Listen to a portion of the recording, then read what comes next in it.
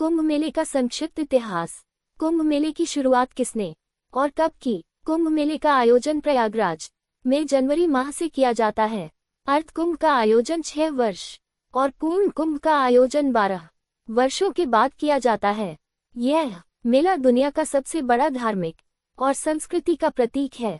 कुंभ मेला 48 दिनों तक चलता है।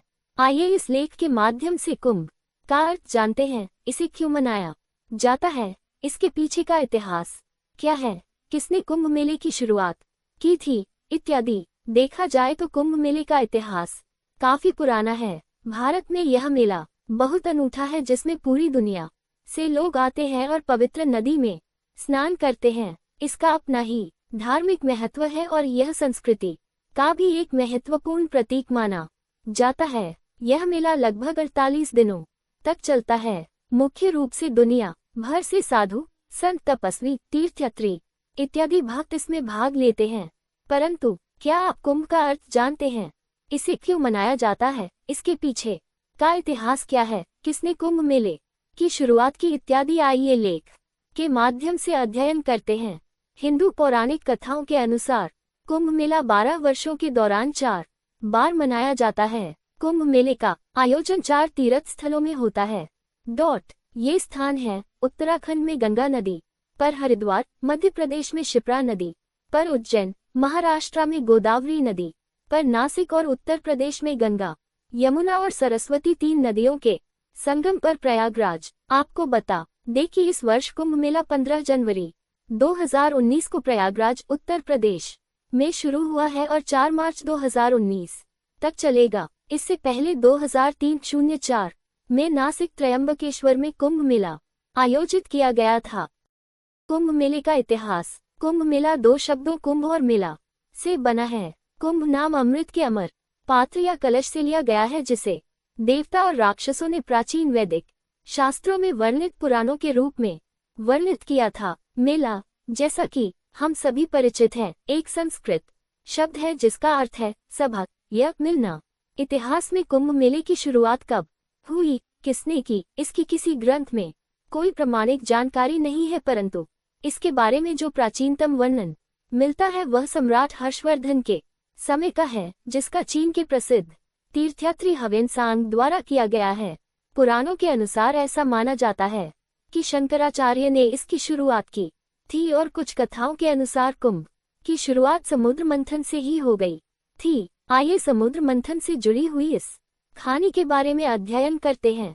ऐसा कहा जाता है कि महर्षि दुर्वासा के श्राप के कारण जब इंद्र और देवता कमजोर पड़ गए, तब राक्षस ने देवताओं पर आक्रमण करके उन्हें परास्त कर दिया था। ऐसे में सब देवता मिलकर विष्णु भगवान के पास गए और सारा वृतांत सुनाया। तब भगवान ने देवताओं को दैत्यों के साथ मिलकर समुद्र यानी क्षीर सागर में मंथन करके अमृत निकालने को कहा। ये दूध सागर ब्रह्मांड के आकाशीय क्षेत्र में स्थित है। सारे देवता भगवान विष्णु जी के कहने पर दैत्यों से संधि करके अमृत निकालने के प्रयास में लग गए। जैसे ही समुद्र मंथन से अमृत निकला, देवताओं के इशारे पर इंद्र का पुत्र जयंत अमृत कलश लेकर उड़ गया। इस पर गुरु शंकराचार्य के कहने पर दैत्यों ने जयंत का पीछा किया और काफी परिश्रम करने के बाद दैत्यों ने जयंत को पकड़ लिया और अमृत कलश पर अधिकार जमाने के लिए देव और राक्षसों में 12 दिन तक भयानक युद्ध चला रहा।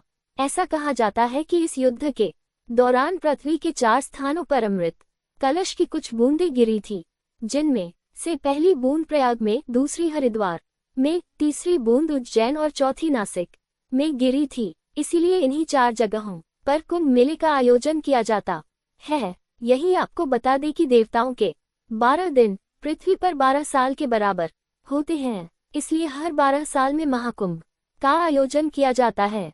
अब जानते हैं कि कुंभ के आयोजन की तिथि कैसे निर्धारित की जाती है। किस स्थान पर कुंभ मेले का आयोजन किया जाएगा, ये राशियों पर निर्भर करता है। कुंभ मेले में सूर्य और बृहस्पति का खास योगदान माना जाता है।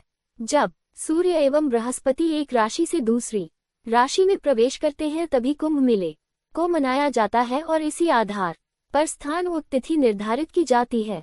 जब बृहस्पति वृषभ राशि में प्रवेश करते हैं और सूर्य मकर राशि में, तब कुंभ मेले का आयोजन प्रयागराज में किया जाता है। जब सूर्य मेष राशि और बृहस्पति कुंभ राशि में प्रवेश करते हैं तब कुंभ मेले का आयोजन हरिद्वार में किया जाता है। जब सूर्य और बृहस्पति का सिंह राशि में प्रवेश होता है तब यह महाकुंभ मेला नासिक में मनाया जाता है। जब बृहस्पति सिंह राशि में और सूर्य देव मेष राशि में प्रवेश करते हैं तब कुंभ मेले का आयोजन उज्जैन में किया जाता है। यही आपको बता दें कि जब सूर्य देव सिंह राशि में प्रवेश करते हैं, इसी कारण उज्जैन मध्य प्रदेश में जो कुंभ मनाया जाता है उसे सिंहस्थ कुंभ कहते हैं।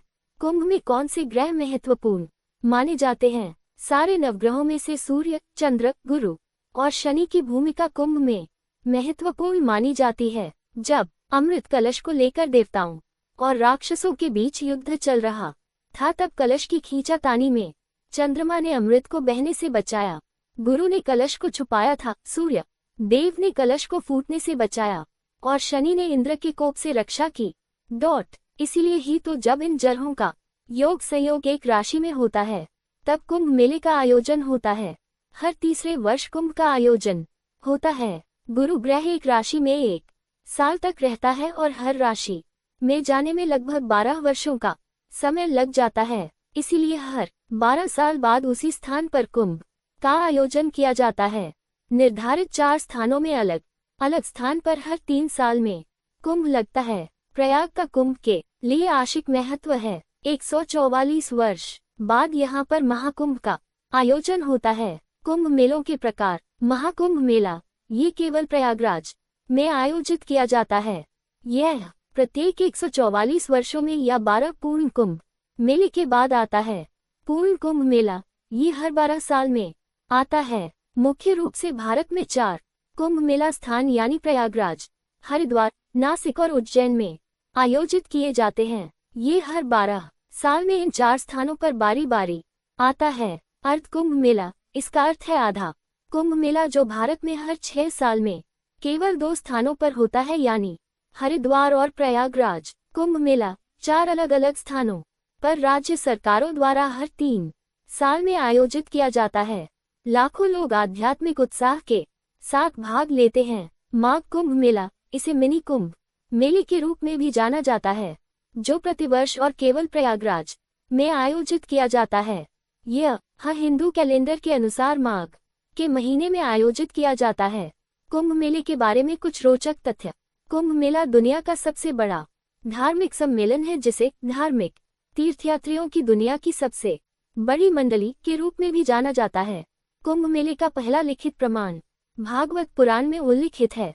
कुंभ मेले का एक अन्य लिखित प्रमाण चीनी यात्री हवेन त्सांग के कार्यों में उल्लिखित है, जो हर्षवर्धन के शासनकाल के दौरान 629-645 ईस्वी में भारत आया था। साथ ही समुद्र मंथन के बारे में भागवत पुराण, विष्णु पुराण, महाभारत और रामायण में भी उल्लेख किया गया है। 4 शहरों में से प्रयागराज, नासिक, हरिद्वार और उज्जैन। प्रयागराज में आयोजित कुंभ मेला सबसे पुराना है। स्नान के साथ कुंभ मेले में अन्य गतिविधियां भी होती हैं, प्रवचन, कीर्तन और महाप्रसाद। इसमें कोई संदेह नहीं कि कुंभ मेला कमाई का भी एक प्रमुख अस्थायी स्रोत है, जो कई लोगों को रोजगार देता है। कुंभ मेले में पहले स्नान का नेतृत्व संतों द्वारा किया जाता है, जिसे कुंभ के शाही स्नान के रूप में जाना जाता है और यह सुबह 3 बजे शुरू होता है।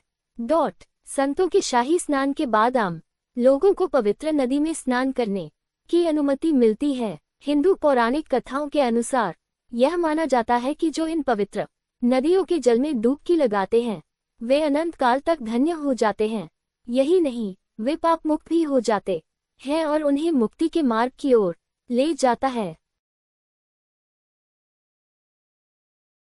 दुनिया की सबसे बड़ी सभा कुंभ मेले को यूनेस्को की प्रतिनिधि सूची मानवता की अमूर्त सांस्कृतिक विरासत में शामिल किया गया है। कुंभ मेला उन तिथियों पर लगता है जब अमृत पवित्र कलश से इन नदियों में गिरा था। हर साल तिथियों की गणना बृहस्पति, सूर्य और चंद्रमा की राशि के पदों के संयोजन के अनुसार की जाती है। कुंभ का अर्थ है अमृत कलश से। कुंभ मेला की कहानी उस समय की है जब देवता पृथ्वी पर निवास करते थे। वे ऋषि दुर्वासा के श्राप के कारण कमजोर हो गए थे और राक्षस पृथ्वी पर तबाही मचा रहे थे। तो अब आप जान गए होंगे कि कुंभ मेले का आयोजन कब, कहाँ और कैसे किया जाता है। गाइज, अगर वीडियो पसंद आए तो वीडियो को लाइक और चैनल को सब्सक्राइब करें। धन्यवाद।